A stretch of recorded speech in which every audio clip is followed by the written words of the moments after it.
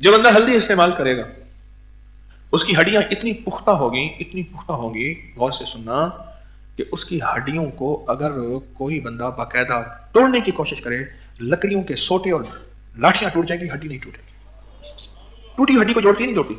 ये तो अमूमी बात है ना।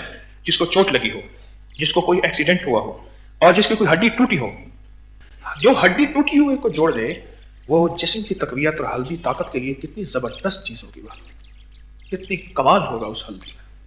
अब सोचें तो सही, उस हल्दी में कितना कमाल होगा, उस हल्दी में क्या तासीर होगी। मेरे पास अब तक जितने भी मैदे के अल्सर के मरीज आए, मैदे के जख्म के मरीज आए, मैंने उन सबको हल्दी का इस्तेमाल दिया। सालन में हल्दी डालें, दूध में हल्दी डालें, आटा गूंथते हुए आटे में हल्दी डालें और आटे की हल्दी वाली रोटी खाएं, उसकी रोटी पकाएं। एक साइड उसकी रोटी की पकी हुई हो, दूसरी साइड पकी हुई ना हो, और वो गरम गरम रोटी उस घुटने पे बांध दें जो घुटना चल नहीं सकता, सीधा नहीं हो सकता और उसमें ताकत और कुव्वत नहीं है, और बांध के उस रोटी के ऊपर तेल लगाएं तिलों का, फिर वो रोटी बांध दें और ऊपर को कपड़ा वगैरह गर्म चीजें बांध दें। या कमर के उन मोहरों पे जो कहता है कि मेरी कमर का पुराना दर्द है और कमर के पुराने डिस्क के मसाइल हैं और वो चल नहीं सकता, हिल नहीं सकता, बेल्टें बांधी हुई हैं, कमर का ऑपरेशन मोहरों का करा चुका है और बंदा आजिज आ चुका है, उसको इस फकीर का ये टोटका बता दो।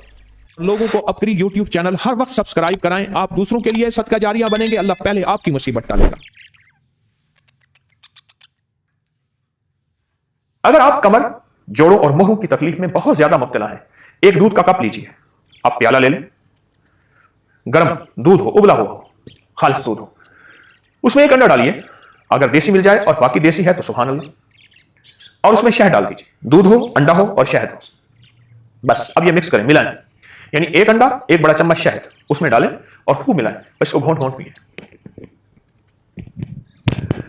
हमारे एक पुराने जानने वाले थे, तजर्बात के वो समझ लें कि प्रिंसिपल थे, तजर्बात के प्रिंसिपल थे, मैंने उनका नाम रखा हुआ था तजर्बात के प्रिंसिपल। बहुत तजर्बात थे, उनके मुशाहिदे की नजर बहुत तेज थी और कमाल की बातें करते थे।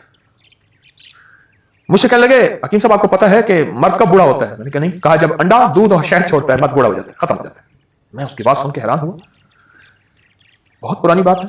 फिर मैंने लोगों को बताना शुरू कर दिया और जिसने भी किया कहने लगे ये पुरानी रीत रिवायतें थी हमारे बड़ों की, हमने छोड़ी और हम कहां से कहां घूम गए और गुम हो गए।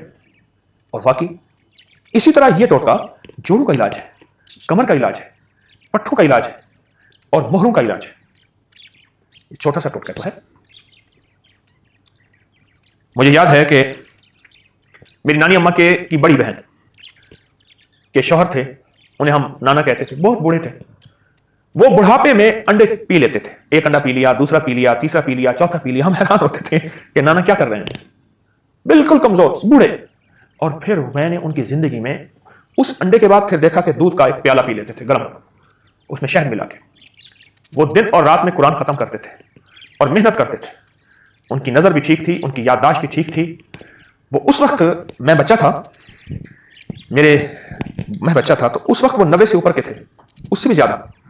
वो 90 से ऊपर के थे, वो कुरान पाक पढ़ते थे और उस वक्त मैंने देखा कि उनका कुरान पाक बोसीदा हो गया था।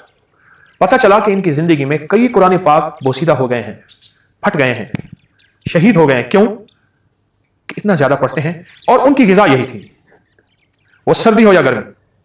लेकिन आपसे कर्ज करूंगा, क्योंकि आप आदी नहीं है, आप एक एक अंडा करके लीजिए, थोड़ा थोड़ा करके अपने जिस्म को इसका आदी बनाइए। तो मैं अर्ज करूंगा कि आप पहले एक अंडा, एक कप दूध और एक थोड़ा सा शहद, उसको मामूल में ले आए, उसको मामूल में ले आए। फिर आहिस्ता आहिस्ता आप, क्योंकि मैंने नाना की जिंदगी में देखा, शायद उनका तो सारी जिंदगी का ये निजाम था, उन्होंने मुर्गियां अपनी रखी हुई थी और मुर्गियां अंडा देती थी और बाजू का शोर शराबा भी होता था कि फलां जो है अंडा चुरा के ले गया।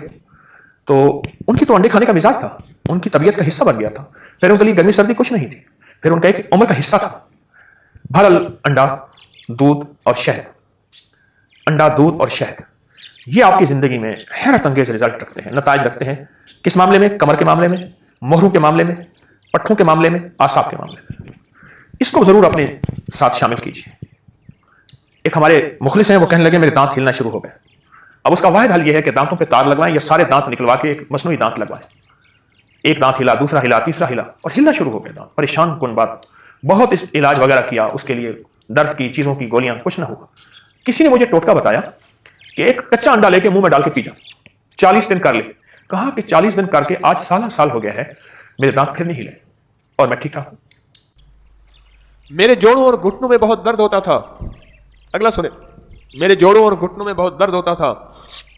वुजू के बाद 3 घूंट पानी से अल्लाह का शुक्र है आराम आ गया। वुजू के बाद 3 घूंट पानी, 3 पानियों में शिफा है। रोज़े अव्वल से लेकर क़यामत तक के आखिरी दिन तक, आखिरी सुबह तक 3 पानियों में शिफा है। एक जमजम का पानी, नंबर 1 सबसे पहली शिफा जमजम में है। दूसरा बारिश का पानी, और तीसरा वुजू के बाद का पानी। चाहे वो नलके से वुजू करें, लोटे से करें, नदी से करें, दरिया समंदर जहां से, वो वुजू का पानी 3 घोंट पिए, जिस बीमारी, सख्त तरीन बीमारी की नियत।